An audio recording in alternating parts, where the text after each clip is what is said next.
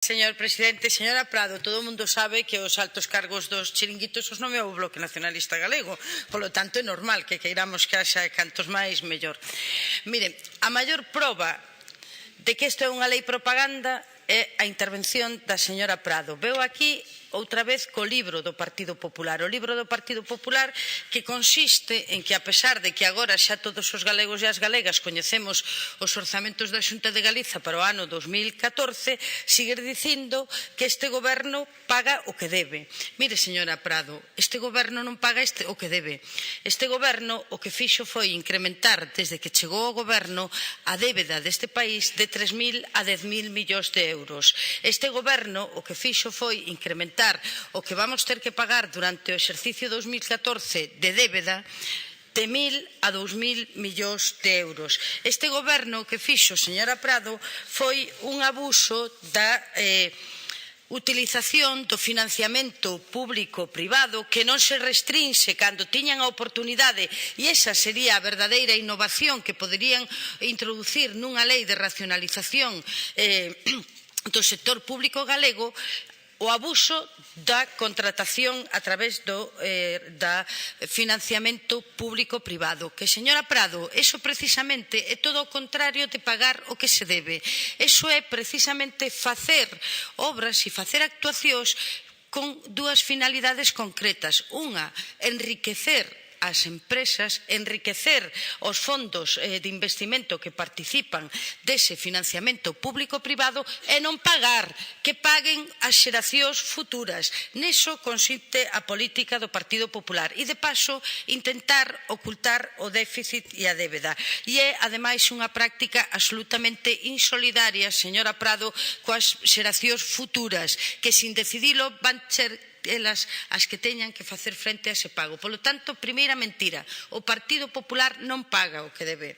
O Partido Popular non fai máis con menos. O Partido Popular o que está facendo é hipotecar o futuro do noso país.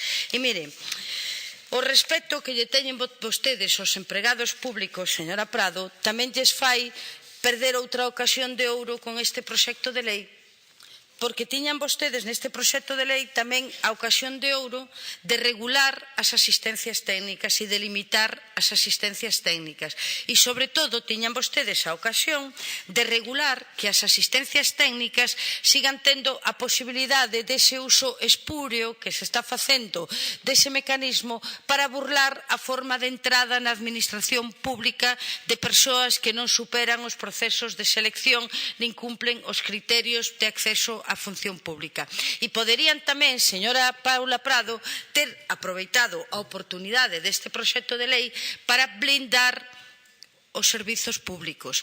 Porque, señora Prado, vostedes neste proxecto de lei non garantizan que mentres a administración, como están facendo vostedes, señor Rueda, sigue facendo eres, incumplindo a propia lei de orzamentos que establecía que non se poden amortizar nin suprimir prazas ocupadas por personal, e vostedes o estuveron facendo durante todo este exercicio, se recorra á contratación a través de asistencias técnicas para facer funcións de empregados públicos cusas plazas vostedes están amortizando e das que están prescindindo. Ese é o respeto aos empregados públicos, señora do Partido Popular. E miren, desde logo, a min paréceme que hai que ter bastante cara para vir a esta tribuna do Parlamento a decir que os galegos teñen hoxe máis prestacións sociais que nas épocas de bonanza. Mire, váialle vostede preguntar os enfermos crónicos, algún enfermo de cancro que teña que pagar o tratamento antiemético se ten máis prestacións que tiña en épocas de bonanza. Vai vostede preguntar ás persoas que antes tiñan o comedor e os libros dos seus fillos e das súas fillas garantizados e gratuitos se teñen máis ou menos prestacións agora que teñen que pagar por esas cuestións.